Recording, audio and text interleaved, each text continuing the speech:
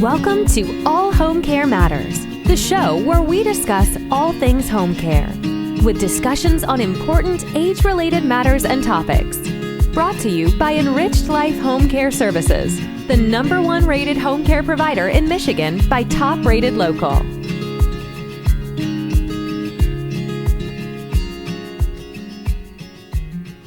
Hello, and welcome back to All Home Care Matters. If this is your first time visiting us here at the show, we want to say thank you for taking time out to be with us today. We appreciate how valuable everyone's time is, and that's why we try and make each episode here at All Home Care Matters something that will hopefully matter to you. Today, we are honored to welcome a remarkable guest, Crystal Gallo. She is the founder of Innerhive. Welcome, Crystal. Always great to see you. Yeah, glad to be here. It's nice to see you again. Yes, Happy New Year. I know, wild. It's been a great start. I know you guys have a lot of exciting things happening. Yeah, we've been busy beavers over here, but all good busy work. You know, there's bad busy work and then there's good, and we always like the good. I want to first start off for viewers and listeners who may not know about Innerhive, though they should. How do you explain Innerhive to people you're first meeting and sharing the news with? Oh, I wish there was one way, but largely it depends on what they're going through. I think something that we've really given consideration to is meeting families where they're at, so having a better understanding of what part of the journey they're in and where they really need the most help. But we have been very considerate. We've talked to a lot of families who've had the opportunity to learn, and everyone has continually come back and said, no matter where you are in the journey, you're always going to have some caliber of information that you need to process, manage, and finding clarity in the middle of chaos is so critical.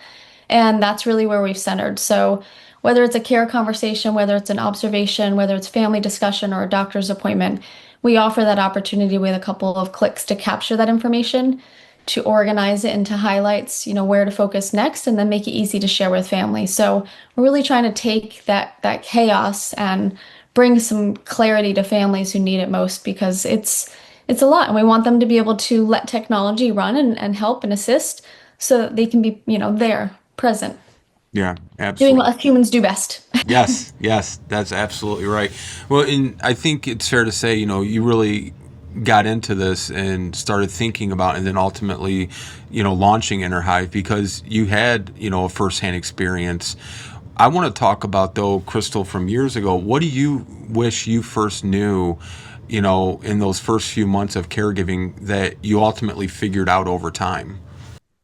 Yeah, that's a great question. There's a lot of different things I've reflected on, a lot of different things that I wish maybe I, had gotten guidance or advice on. Maybe I wish I had learned a little bit faster, but I think largely the biggest thing that I learned is you don't have to go and figure it out all on your own.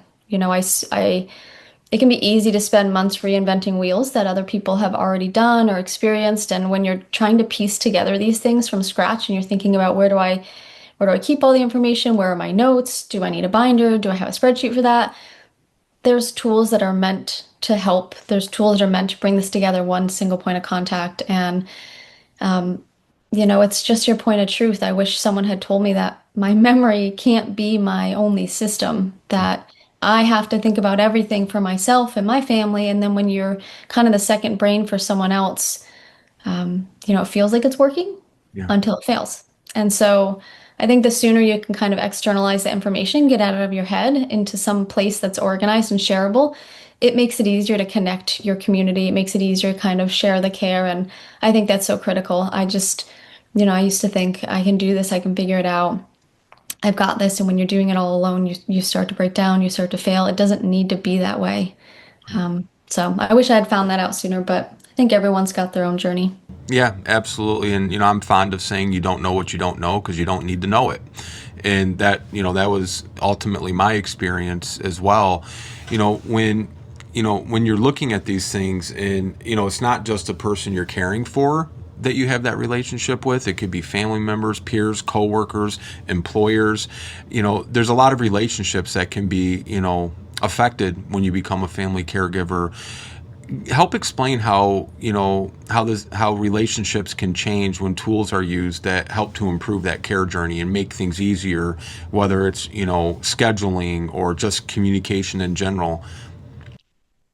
Well, I would love to share that. But before I do, I'm curious, you've had the opportunity to connect with so many families, and I know you've had your own experience. Um, like I said, everyone's journey, there's certain things that are consistent or constant, if you will, but there's also unique components. And so I'm curious what you've seen, like what are families struggling, with most? Has there been a common thread, a common denominator? Yeah, I feel in my experience, both personally and professionally, that one of the biggest common themes and, threads, if you will, throughout most family caregiving journeys is they feel alone. And what I mean by that is, you go with your parent, your spouse, child in some cases to that appointment or to get that test, and you get that diagnosis or you get that test result, and quite often it's diagnose and adios. And a good friend of ours coined that term, so I always give him credit for it. But I think it's so very true, where you get that diagnosis, you get that test result, and at that very singular moment your life is no longer ever going to be the same, and that can affect you personally, your loved one personally. And yet you're going on this journey, and more times than not, it's often the case you're going on it alone, and then you're left going on the internet if you're fortunate to even think of doing that, right? Or you're talking to a friend and they can sympathize with you, but they don't really understand what you're going through because they haven't gone through it. So all of a sudden you're like, well, what can I do? Where is the help? What are the resources? Nobody in my circle knows. They're understanding, and sure, they can say, let me know if I can help you with anything. But that help doesn't stop. That help is always going to be needed. And often families don't have that support in place, and they don't know where to turn or where to look to find those resources. So for me, it's always they feel alone at the initial onset, and for some, that loneliness and that feeling of isolation continues on for quite a while before something happens or enters their life, where all of a sudden now they discover, okay, I'm not alone. There's a support group at my church, there's this online community, there's all these different things. But that's, a lot of times the furthest thing from people's minds when they get that diagnosis, because it is and can be so life altering. Yeah. Yeah, I think you make a good point. I think even a lot of people, when you think about alone, it could start with one person, but so many people are so overwhelmed that they want someone, but before they can even get to creating that connection, they almost need clarity because they've walked into that appointment and walked out and they have so much information to process. And so having, when you look at where tools fit in, tools are never going to be something that replaces human. They just won't. They'll be there to assist, but the whole point is to have technology be there, allow humans to create that connection.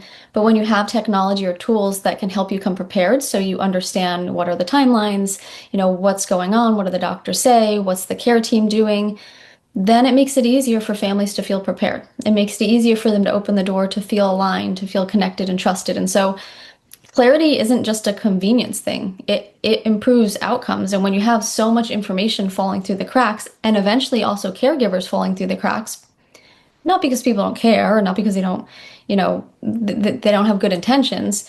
It's just all that information can't live in one person's head or in one notebook or on one phone. And that I really do believe that clarity creates better care and connection, and reducing some of that fatigue is just so critical for sustainable care.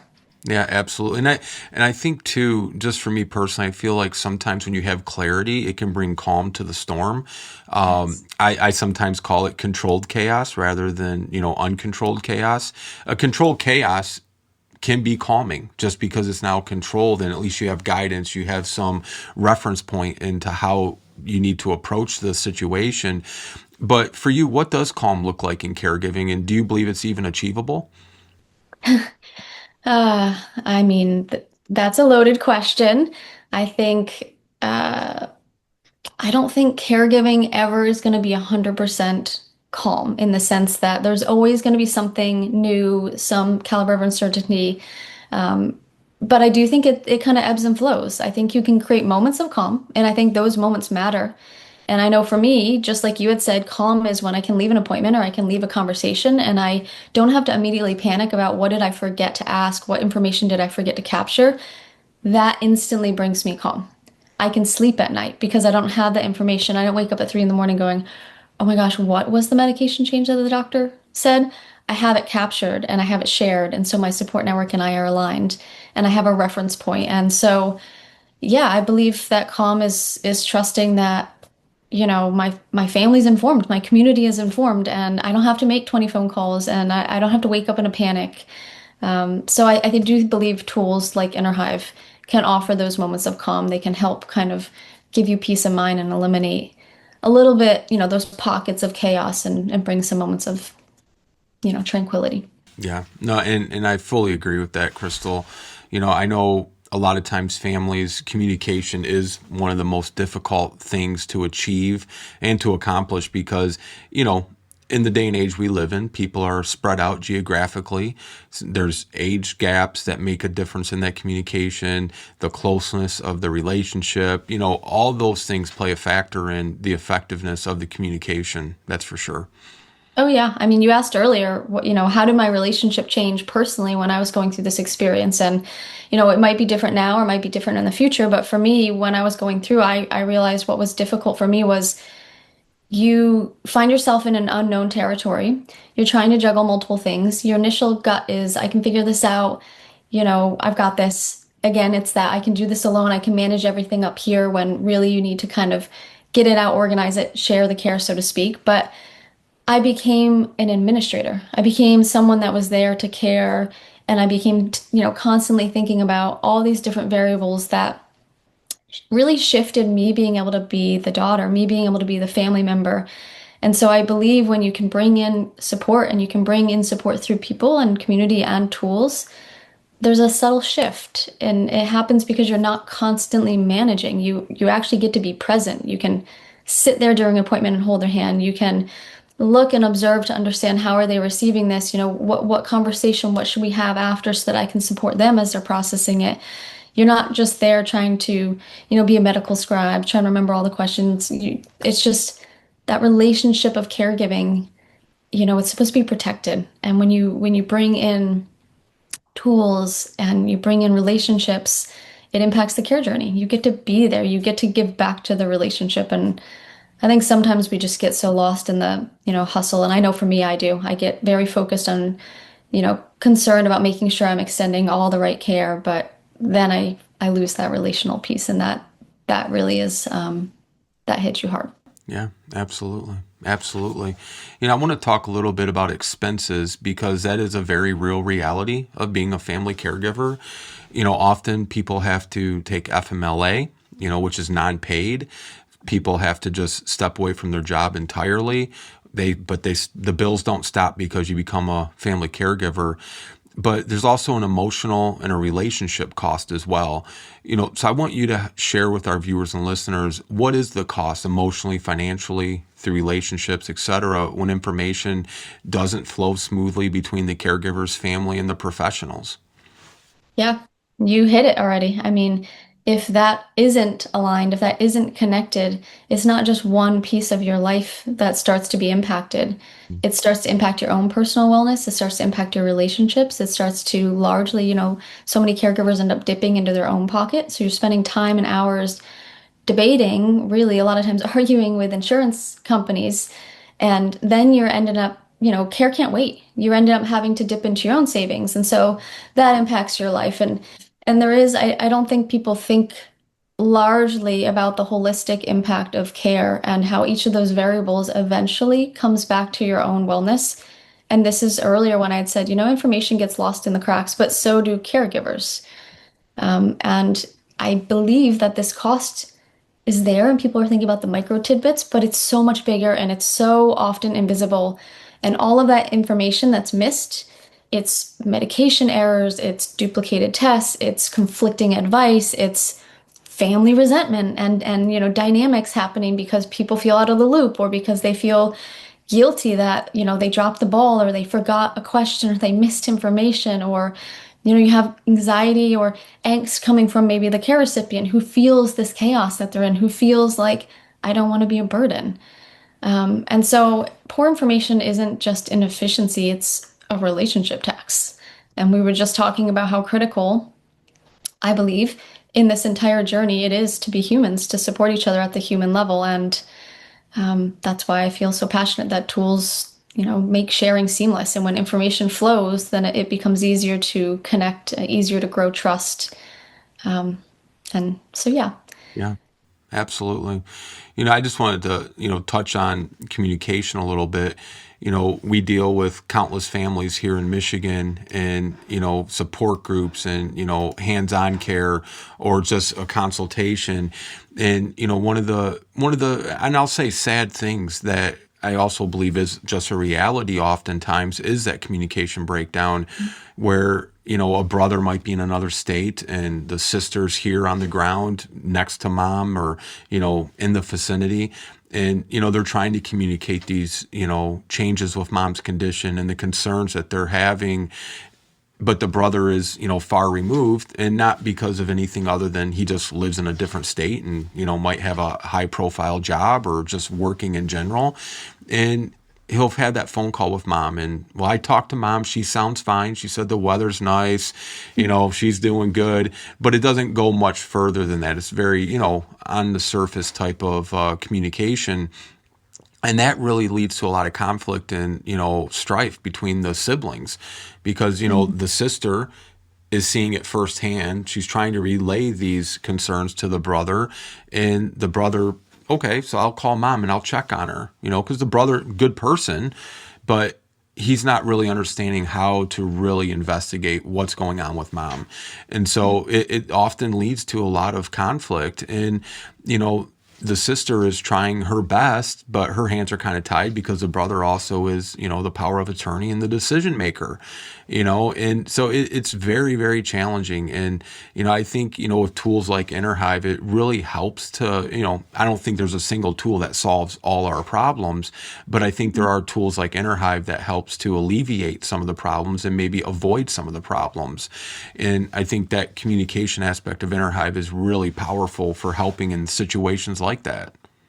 Yeah. Yeah. The family dynamic piece, that was another learning. You think my family, no one's family is perfect, but as you're going into this, you realize you dig a little bit deeper and it's moments of, someone in the family is welcome, new, there's a marriage, there's a baby, there's a passing, there's a new diagnosis. Like these are all those critical juncture points where you start to understand like how does your community, how does your family come together? How do they communicate and resolve conflict? And it was amazing that so many families we talked to, the biggest, there's an emotional spectrum, but one of the things that came up quite often was the guilt. And they had said, I've had someone articulate it as there's a guilt tax we pay because we each have a different role, but we're not respecting that we're each bringing something to the table and we're not looking at it as this collective, unified, care approach.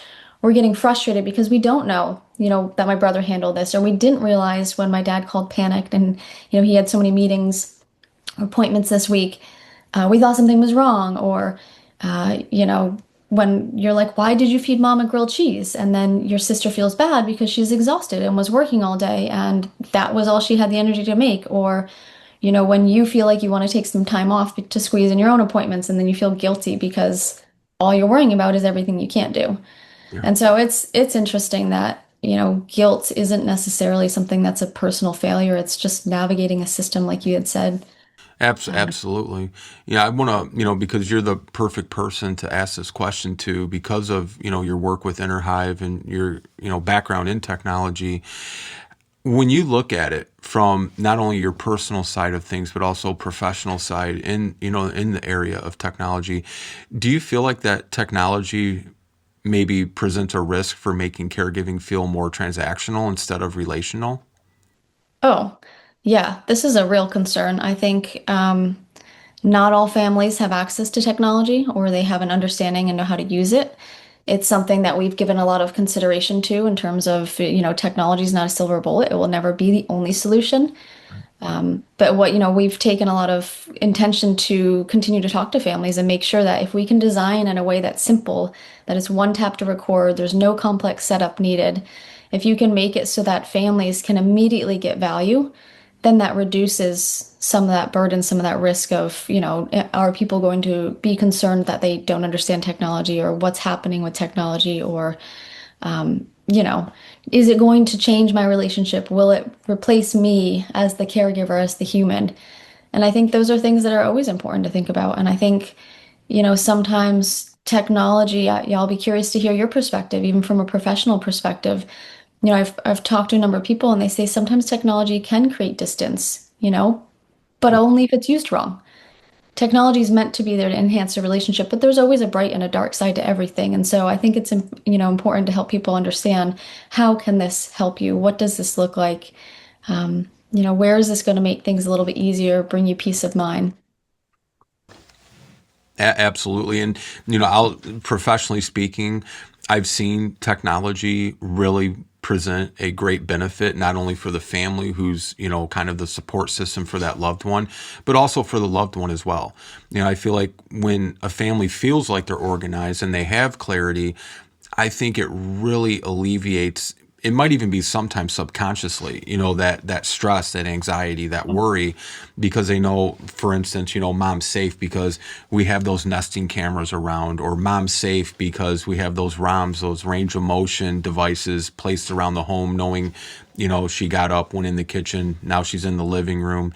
I think technology has a great role to play, but I love what you said, because I say it all the time. It's never going to replace that empathy and sympathy and that emotion and that human contact that we can provide our loved ones, and even the families that we're entrusted to care for professionally, whether it's through our company or the family that signs up and downloads Innerhive.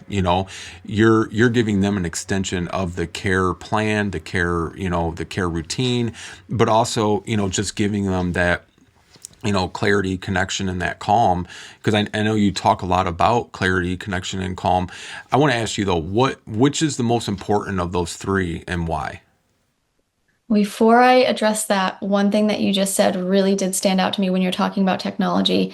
And I know before we were talking about, how has the relationship shifted when you use tools? And I Yeah. think you hit on something really key is I actually think without tools and without external support in the form of technology as tools or in the form of people, that's actually when you get transactional. Mhm. People have said, aren't you concerned that if you use too much tool or technology, that it's going to change your relationship. It's going to make it feel transactional. And I'm like, well, of course, there's always like that can always happen. But I actually felt more transactional when I didn't have that tool or that support system because I was so lost and drowning in like the admin and I couldn't show up as a whole person. Right. And so I think you made a really good point of actually, if you use technology, if you can use these things to kind of give you the space to manage and reduce that mental load and that task management, it actually makes space for the relational.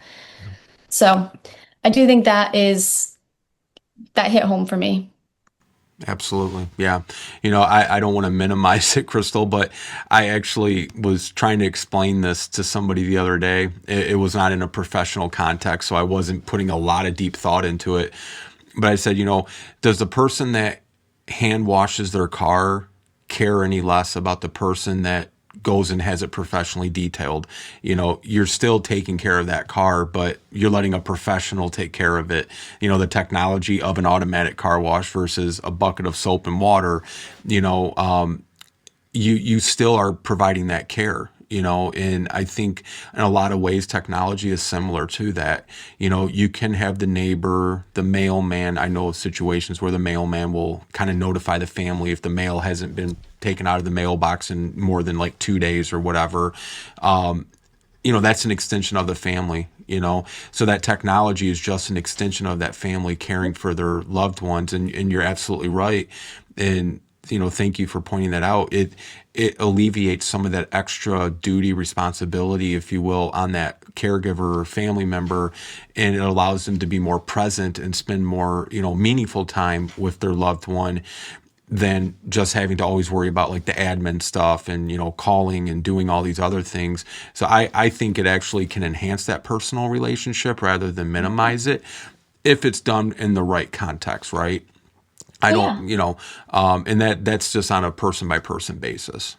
Of course, I mean, you look at people in the professional world, you look at, some people are a little bit nervous and it takes some time, right? You have to Sure. understand, you have to make sure, like I said, there's a bright and there's a dark side to things. So it's really important to have a code of ethics of, how are we going to use this? What's going to happen? Where will my information go? How is it going to be handled? These are really vulnerable things when you're talking about your life, your health, your wellness, your family, Mhm. your loved ones.